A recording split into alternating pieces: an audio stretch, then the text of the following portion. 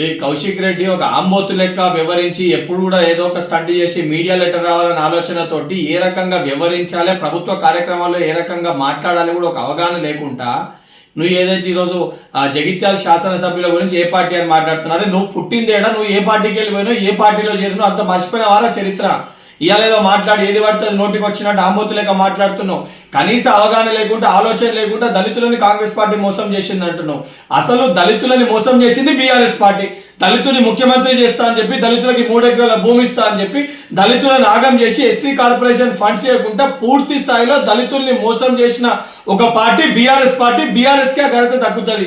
సిగ్గుశరం లేకుంటే ఇలా మాట్లాడుతున్నావు. ఆఖరికి హుజరాబాద్ ఎన్నికల సమయంలో దళితులకు 2వ విడత దళిత బంధు రావాలంటే నీ ఓట్లేసి గెలిపిస్తేనే దళిత బంధు వస్తుందని చెప్పి మాట్లాడిన ఒక వ్యక్తివి నువ్వు. సిగ్గుశరం లేకుంటే ఇలా మాట్లాడుతున్నావు. ఇప్పటికైనా నోరు అదుపులో పెట్టుకో కౌశిక్ రెడ్డి. ఒక ఎమ్మెల్యే లెక్క ప్రవర్తించు. ఒక వీధి రౌడీ లెక్క, గూండా లెక్క, అచ్చొచ్చిన ఆంబోతు లెక్క ప్రవర్తిస్తే రేపు పొద్దున నిన్ను కూడా ఇదే పరిస్థితి, రోడ్లపైన గుడ్డలు ఒడిసి కొట్టే పరిస్థితి వస్తుంది. ఈ కౌశిక్ రెడ్డి ఒక ఆంబోతు లెక్క వ్యవహరించి ఎప్పుడు కూడా ఏదో ఒక స్టంట్ చేసి మీడియా లెటర్ రావాలనే ఆలోచనతోటి ఏ రకంగా వ్యవహరించాలి, ప్రభుత్వ కార్యక్రమాల్లో ఏ రకంగా మాట్లాడాలి కూడా ఒక అవగాహన లేకుండా నువ్వు ఏదైతే ఈరోజు జగిత్యాల శాసనసభ్యుల గురించి ఏ పార్టీ అని మాట్లాడుతున్నారో, నువ్వు పుట్టిందేడా, నువ్వు ఏ పార్టీకి వెళ్ళిపోయినావు, ఏ పార్టీలో చేరినావు అంత మర్చిపోయిన వారా చరిత్ర. ఇవాళ ఏదో మాట్లాడి ఏది పడితే నోటికి వచ్చినట్టు ఆంబోతు లేక మాట్లాడుతున్నావు. కనీస అవగాహన లేకుండా, ఆలోచన లేకుండా దళితులని కాంగ్రెస్ పార్టీ మోసం చేసింది అంటున్నావు. అసలు దళితులని మోసం చేసింది బీఆర్ఎస్ పార్టీ.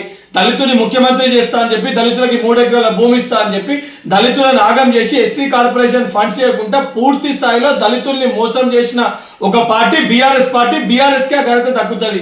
సిగ్గుశరం లేకుంటే ఇలా మాట్లాడుతున్నావు. ఆఖరికి హుజరాబాద్ ఎన్నికల సమయంలో దళితులకు 2వ విడత దళిత బంధు రావాలంటే నీ ఓట్లేసి గెలిపిస్తేనే దళిత బంధు వస్తుందని చెప్పి మాట్లాడిన ఒక వ్యక్తివి నువ్వు. సిగ్గుశరం లేకుంటే ఇలా మాట్లాడుతున్నావు. ఇప్పటికైనా నోరు అదుపులో పెట్టుకో కౌశిక్ రెడ్డి. ఒక ఎమ్మెల్యే లెక్క ప్రవర్తించు. ఒక వీధి రౌడీ లెక్క, గూండా లెక్క, అచ్చొచ్చిన ఆంబోతు లెక్క ప్రవర్తిస్తే రేపు పొద్దున నిన్ను కూడా ఇదే పరిస్థితి, రోడ్లపైన గుడ్డలు ఒడిసి కొట్టే పరిస్థితి వస్తుంది.